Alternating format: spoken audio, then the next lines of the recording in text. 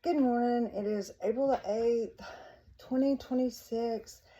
My name is Angie, and I woke up with another message this morning that goes with everything that I've been working on. And I got to write this down because this was like, okay. So I woke up this morning with, Angie, you sound like a pompous asshole. And I thought, do I? Do I sound like a pompous asshole? I mean, my videos, do I sound like I'm being rude or mean or like I'm saying something that to hurt somebody? Because that is really not my intention.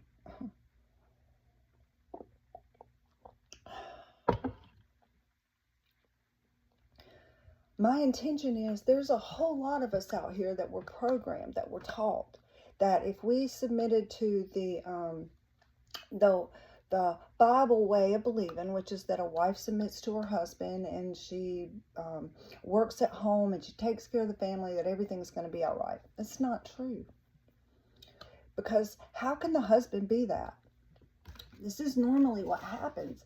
He expects the wife to be Wonder Woman and have a job and a home, and if she's not, then he goes back under the way that we were taught under our, maybe your mother was a housewife, maybe she wasn't, maybe her mother was, maybe she wasn't, but somewhere along the line we were taught that a wife is submissive to her husband if she works or doesn't, and that if she doesn't work and stays home, this new generation or the one before that, they thought because it was a dog eat dog world, we got to get this house, we got to have this savings, we got to do this, we got to do that, that if the wife didn't do it all, she was a horrible wife. And the mother instilled that in the son. I did this to my son. I'm just going to say it. I did. And I'm sorry.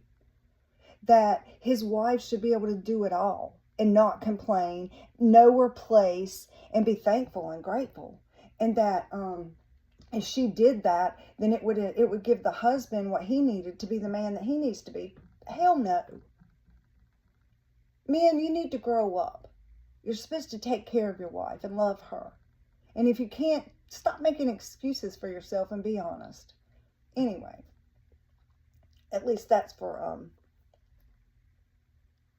that's my pompous asshole side, okay? Now, my other side is there's a whole generation of men out there, my son included, that believe this. And it's really not their fault. They've been taught in church, maybe not by their mom. Maybe because that's something they wanted to hold on to because deep down inside they had mommy issues. Maybe they thought if they did everything right that they would grow up and they would get a mother like they had. Who, if you really looked at, is she happy or is she just fulfilling what she was told to do? Because are her desires met? Does she have an orgasm? I mean, hey, this isn't for children. Does she feel like an equal or does she feel like she's in a cage? Does she feel like she has a voice or does she feel like her throat chakra is completely closed off? Does she feel belittled or does she feel celebrated? Does she feel less than mommy, than his mommy? Does his mother make her feel that way? These are things that have gone on in my family, and I'm sure that could go on in yours. I'm talking about generations past, and even I'm talking about how I did. I have a daughter-in-law out there, and I really did treat her like she was nothing. My son was everything. And is that his fault? I would say no and yes, because when you reach, a certain stage in your life, you're accountable for yourself. But at the same time, the programming that I put in him, and then for me to just up and be the pompous ass that I am right now, has to be very hurtful to my husband and my son. But at the same time, I'm not going to change. This is who I am. It's time it stopped. We are equals. You're either going to be in this, what I'm talking about, this scenario, is a Wonder Woman who does it all. And is maybe doesn't have all of it met for her. Or the bionic woman who stays at home, the husband works, she does everything she's told, this is how it is, and you're going to do it. This is what you do. And if you don't do that, then it messes up the whole thing. So you've got two choices. And I'm here to say, no, there's more than two choices. There's what do you want to live with? Because if you sign up, you and your husband as two wholes to do that. That's, whichever way you want to go, hey, more power to you. But if one person signs up thinking that they can give a little bit of themselves to get this person to give a little bit of themselves, and you got this like this instead of this like this, you just got this, something's wrong. It's those, you've taken your pieces out of the pie and you've exchanged them in order to get something. It's like a barter system. And I'm here to say you don't barter in love. You just love.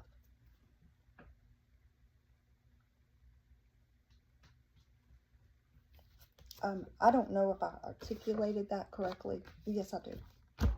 The way that I do. So, it is not my intention to be a pompous asshole. It is my intention to be treated with respect and dignity and love, and to stop the old ways of doing things. Stop it. Someone else does not know what's right for you. You only know what's right for you.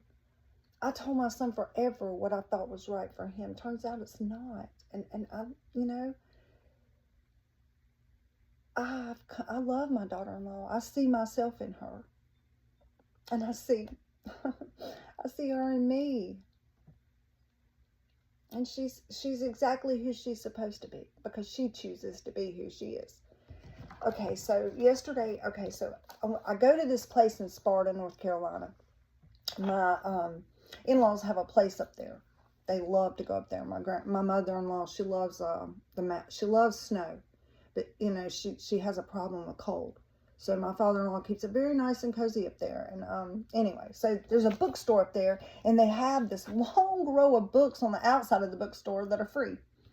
And I got this book, and I took it out probably a month ago and sat it in. I've got this little chair that spins around that came from my grandmother, and I sat it in that. Maybe not quite. It has been a month, and I didn't read it, and I put something on top of it. And anyway, yesterday I found it, and it's too.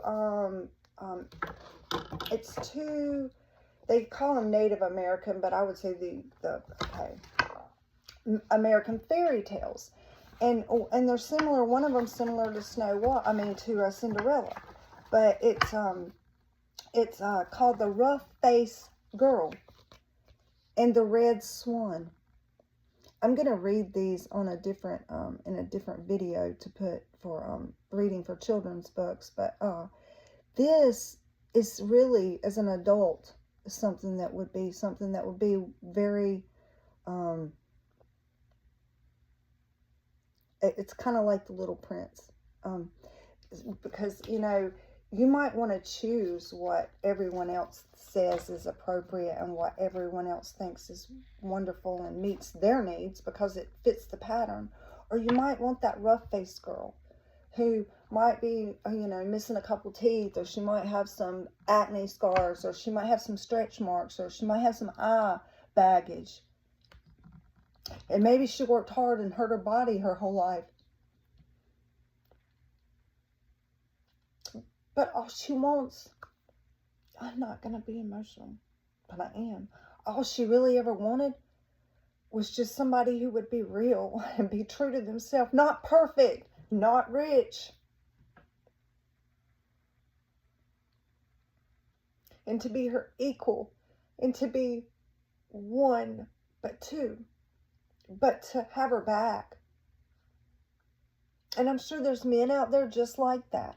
And see, this is the importance of coming into balance with yourself, because instead of punishing somebody else for not being that for you, you are that for yourself.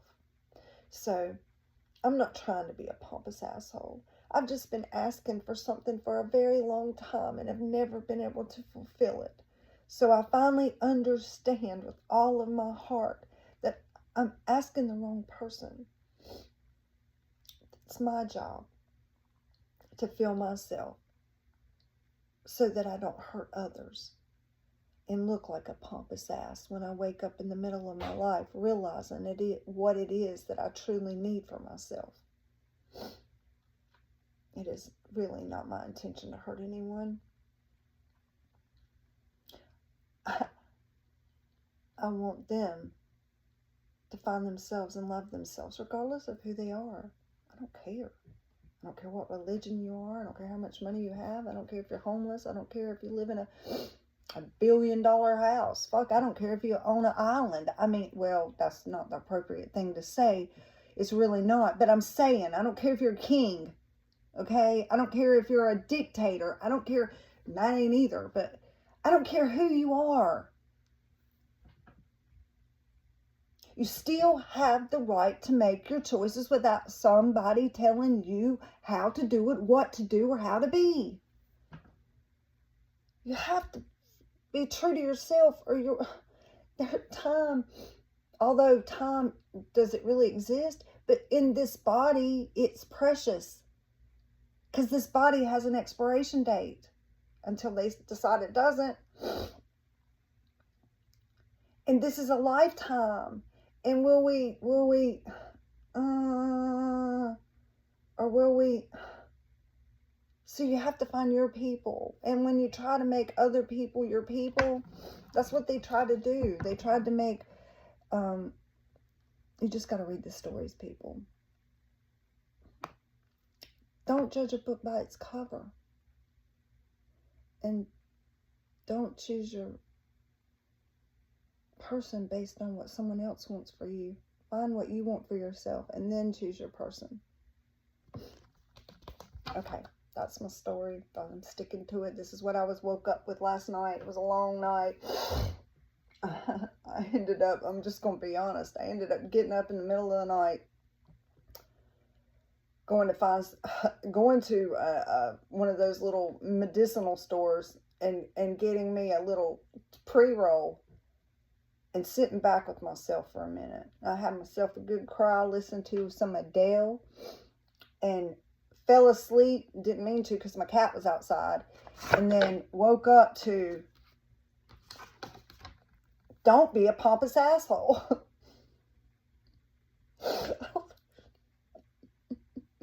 And if I had, and I laid in the bed though, instead of grabbing the phone and all, and then this morning I was, instead of getting on there on YouTube and actually there's a whole nother story in this about work. I was supposed to go to Charlotte this morning and that kind of got canceled. So it kind of set forth the rest of the night, because I was supposed to be up at 4:30 this morning, 4 o'clock. And it just worked out perfectly, okay? Exactly as it should have, because when it got canceled and I just found myself. And then this happened, the Don't Be a Pompous Asshole. And then this morning, I got the Wheel of Fortune and then the King of Pentacles for myself, my own reading. Look them up. I'm learning tarot. This was my message, but it coincided. It gave me confirmation for my Wonder Woman and Bionic Woman analogy. And then the beauty of seeing past the outside appearance. Going inside the cup instead of looking at the cup. Choosing the cup based on, oh, is that a beautiful cup? Oh, look, it's so pretty. The package is so perfect. It's so pretty. But is there any substance inside the damn cup? Only you can decide based on what you want out of life. So I'm going to take my self-exposed self and enjoy what I learned from that. And hopefully you can learn something from it too. It is my intention to give away what I've been given because this was just given to me. So, love you. I really do. And I hope that this brings you, if nothing else, but a good old laughter. Because, sometimes you just got to expose yourself. With a little love. With a little love. We can make it work with a little love. A little luck. With a little luck, we can make this whole damn thing work out. And I'm speaking about the world, not my own personal relationships. I'm not into forcing things to happen anymore, making things happen. I know what I want and what I need, and I'm not going to force anybody to give that to me. Just that's me thinking that I'm entitled to it, and I'm really not. They deserve to find happiness, peace, and rest for themselves, and I'm blessed that, and I'm grateful. Till we see each other again.